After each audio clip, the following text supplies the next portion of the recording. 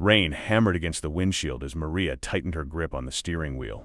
She had imagined this day 1,000 times. She would surprise her son at school, hug him tightly, embarrass him just a little in front of his friends, and finally see the bright future she had sacrificed everything to build. Instead, before the school day was even over, she would discover a truth so horrifying that it would shatter every dream she had ever held. But before we begin, tell us in the comments where you're watching from. We love seeing our Grand Tallies family joining us from every corner of the world. And if you enjoy emotional stories filled with shocking twists, don't forget to subscribe to Grand Tallies so you never miss our next unforgettable story. Maria Thompson was 43 years old. Life had never been kind to her. She worked double shifts, cleaning offices, restaurants, and sometimes private homes just to pay rent in a small apartment on the east side of the city. Her husband, David, had died 12 years earlier while working construction after a scaffold collapsed. Since then, every burden had rested on her shoulders. She never complained. Every dollar she earned had one purpose: her son, Ethan Thompson, the boy she believed would escape the poverty that had trapped their family for generations. Ethan had always been intelligent. Teachers praised his sharp memory. Neighbors admired his respectful manners. He was the kind of child who carried groceries for elderly residents without being asked. When he entered Jefferson High School, Maria believed the hardest years were finally behind them. She couldn't have been more wrong.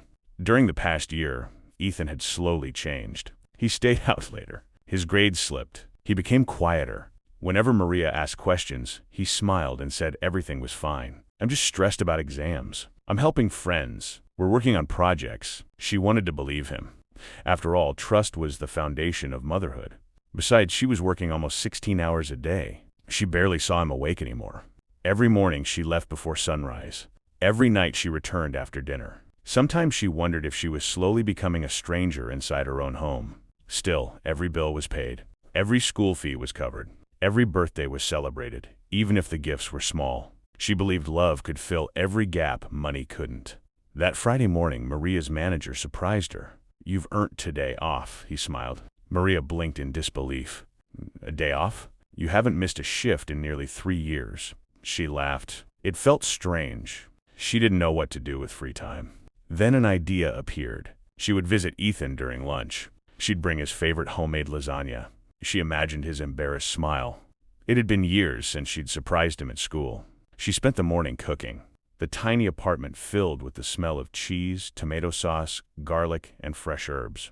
She even baked chocolate cookies, the same recipe Ethan loved as a child. As she packed everything into a basket, she noticed something on the kitchen counter. A luxury car key. It wasn't hers. It certainly wasn't Ethan's. She frowned. Maybe one of his friends forgot it. She placed it aside without another thought. At noon, Maria parked outside Jefferson High. Students filled the sidewalks laughing, talking, and taking selfies. Everything looked normal. Hope warmed her heart. She walked toward the front office carrying the basket.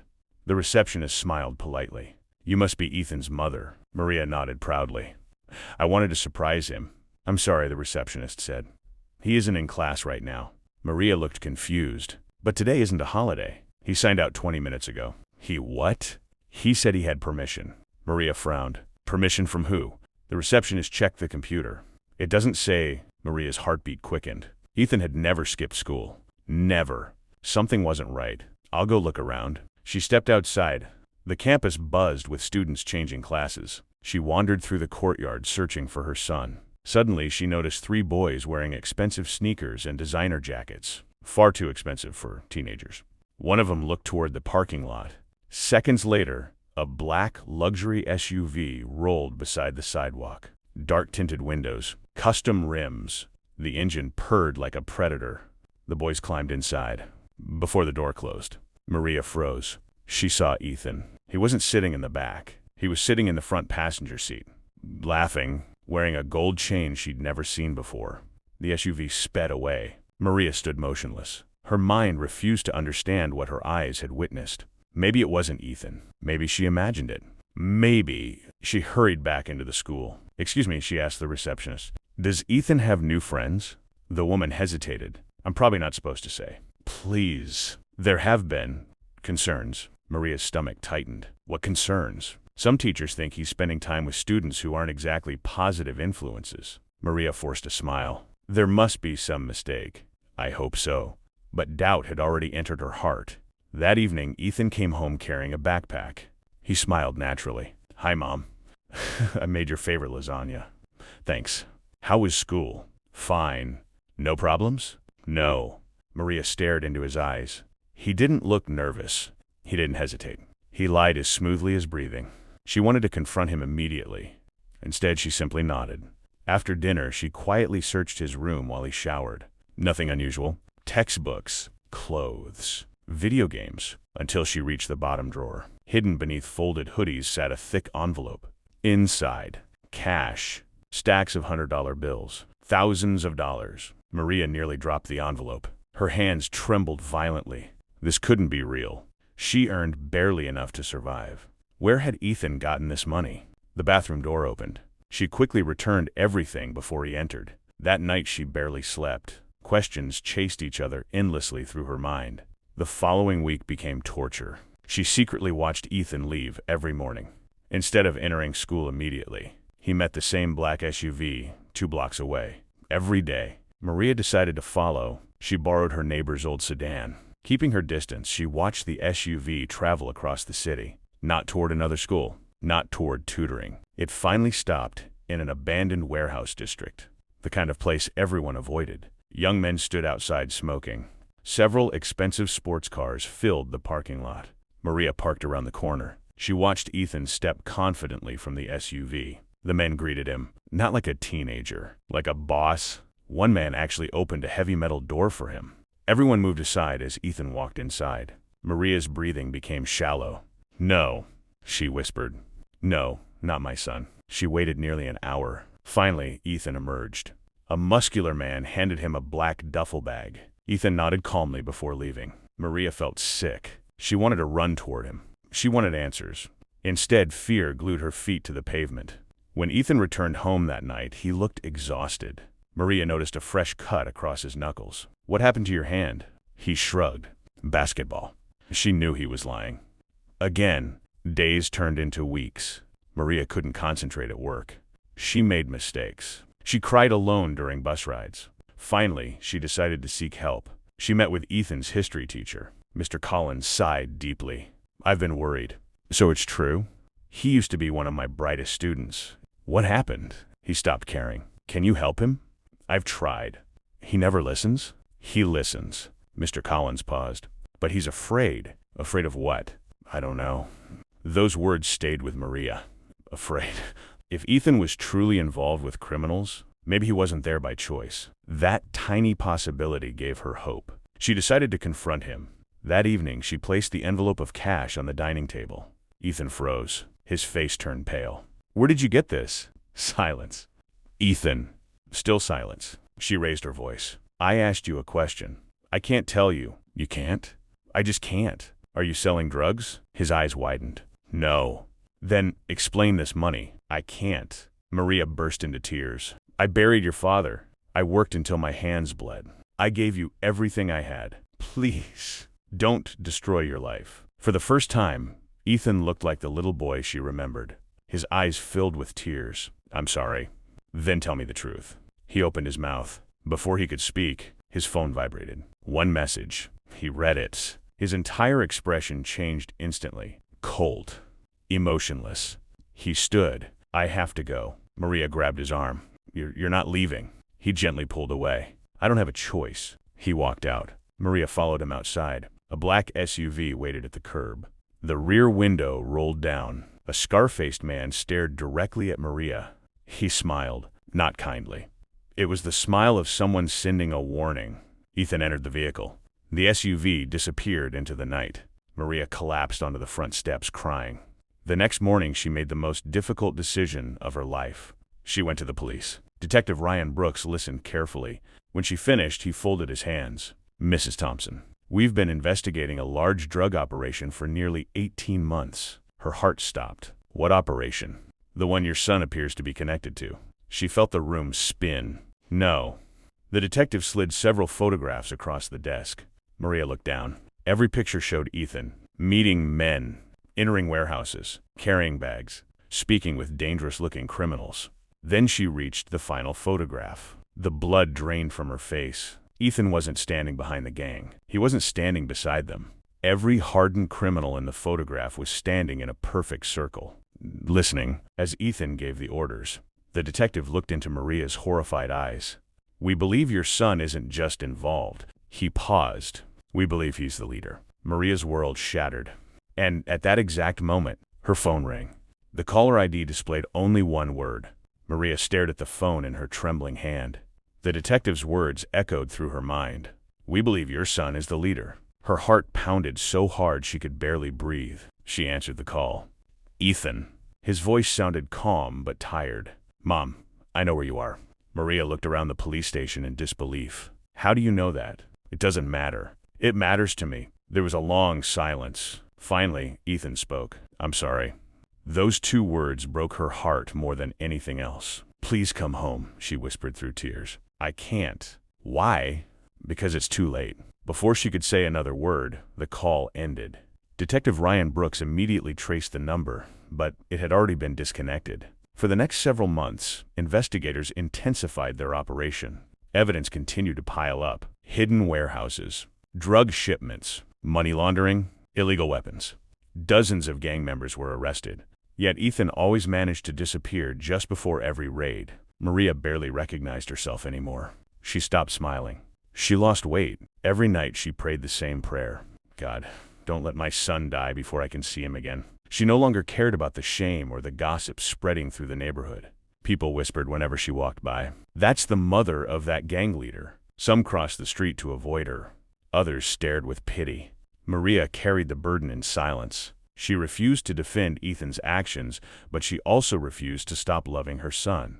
"A mother's love," she often whispered, "doesn't disappear because her child makes terrible choices." Almost a year later, the city awoke to breaking news. Police had launched the largest anti-drug operation in the state's history. Television helicopters circled above abandoned factories. Roads were closed. Hundreds of officers participated. Maria watched the news with shaking hands. Then she saw him. Ethan. He was running through the back of an industrial warehouse as officers surrounded the building. "Loudspeaker," an officer shouted. "Ethan Thompson, drop your weapon and surrender." Ethan stopped. For several seconds, no one moved. He slowly looked around. There was nowhere left to run. He placed his hands in the air. One by one, armed officers approached. Handcuffs clicked around his wrists. The cameras captured everything. Maria collapsed onto her couch, sobbing uncontrollably. Not because he had been arrested, but because he was still alive. Months later, the trial began. The courtroom was filled with reporters, victims' families, former gang members, police officers. Maria sat quietly in the back row. Ethan entered wearing an orange prison uniform. He looked completely different. The expensive clothes were gone. The gold chains had disappeared. His eyes no longer carried arrogance, only regret. When he noticed his mother sitting in the gallery, he lowered his head in shame. The prosecution presented overwhelming evidence: financial records, witness testimony, security footage, phone records. There was no denying his role in the organization. When the judge asked whether he wished to speak before sentencing, Ethan stood slowly. "I made choices that hurt countless people." His voice cracked. "I blamed poverty. I blamed losing my father. I blamed society. But the truth is, I chose the wrong path." He turned toward his mother. "Mom, I'm sorry. You gave me every opportunity. You worked until your hands bled. And I repaid your sacrifices with heartbreak." Tears rolled down Maria's cheeks. She nodded gently, but could not speak. The judge finally announced the sentence. "Ethan Thompson, you are sentenced to 15 years in state prison." The courtroom fell silent. Before officers escorted him away, Ethan looked one last time at his mother. "I'll make this right." The prison gates closed behind him. Life inside prison was nothing like the glamorous life he had once imagined. The respect he once demanded on the streets meant nothing there. For the first time in years, he was forced to face himself. The first months were difficult. Anger, isolation, regret. But something slowly changed. One afternoon, the prison librarian handed him a book. "You've been staring out that window for weeks. Try reading instead." At first, he refused. Eventually, he opened it. Then another. And another. He enrolled in literacy programs, vocational training, and counseling sessions. He earned certifications in carpentry, electrical maintenance, and small business management. He began mentoring younger inmates, warning them not to repeat his mistakes. Whenever new prisoners bragged about gang life, Ethan would quietly shake his head. "There's nothing glamorous about destroying families," he would say. "The streets only promise power. What they deliver is pain." Every month, Maria visited. The prison visiting room became their place of healing. Sometimes they talked for hours. Sometimes they simply held each other's hands through tears. 5 years passed. During those years, Ethan received no disciplinary reports. He consistently demonstrated good behavior. He completed every rehabilitation program available. Prison staff noticed the transformation. His counselors described him as respectful, accountable, and committed to rebuilding his life. Because of his exceptional conduct and participation in rehabilitation programs, the parole board agreed to review his case earlier than expected. On the day of the hearing, Ethan accepted full responsibility for his crimes. He did not make excuses. He did not blame anyone else. After careful consideration, the board approved his release under strict supervision. The morning the prison gates opened, Maria stood waiting outside. She had imagined this moment for years. When Ethan walked through those gates carrying only a small duffel bag, neither of them moved for several seconds. Then Maria rushed forward. She wrapped her arms around her son. Both of them cried openly. "I'm so sorry, Mom," Ethan whispered. "I know," she replied softly. "I've prayed every day for this moment." As they drove home, Ethan looked out the window at a city that seemed completely different. Everything had changed. Billboards, buildings, businesses, even the streets felt unfamiliar. "So," Maria smiled gently. "What now?" Ethan took a deep breath. "No more lies. No more shortcuts. No more easy money. I want to earn an honest living. I don't care if I start by sweeping floors. I just want to sleep every night knowing I didn't hurt anyone." Maria smiled through tears. "Your father would be proud of those words." Finding work proved difficult. Every employer saw his criminal record. Many politely refused. Others didn't even call back. For weeks, rejection followed rejection. Still, Ethan refused to quit. One afternoon, an elderly carpenter named Mr. Wilson looked over Ethan's application. "You've got a record." "Yes, sir." "You were in prison." "Yes, sir." "You expect me to trust you?" Ethan nodded honestly. "No. I expect to earn your trust." The old man studied him for several moments. Finally, he smiled. "Be here Monday at 7. That small opportunity became the beginning of a new life. Ethan worked harder than everyone else. He arrived early. He stayed late. He learned every skill he could. Months later, customers began requesting him by name because of his honesty and craftsmanship.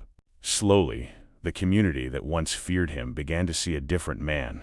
One Saturday afternoon, Ethan and Maria walked past Jefferson High School, the same school where everything had begun years earlier. Students laughed in the courtyard, just as they always had. Ethan stopped walking.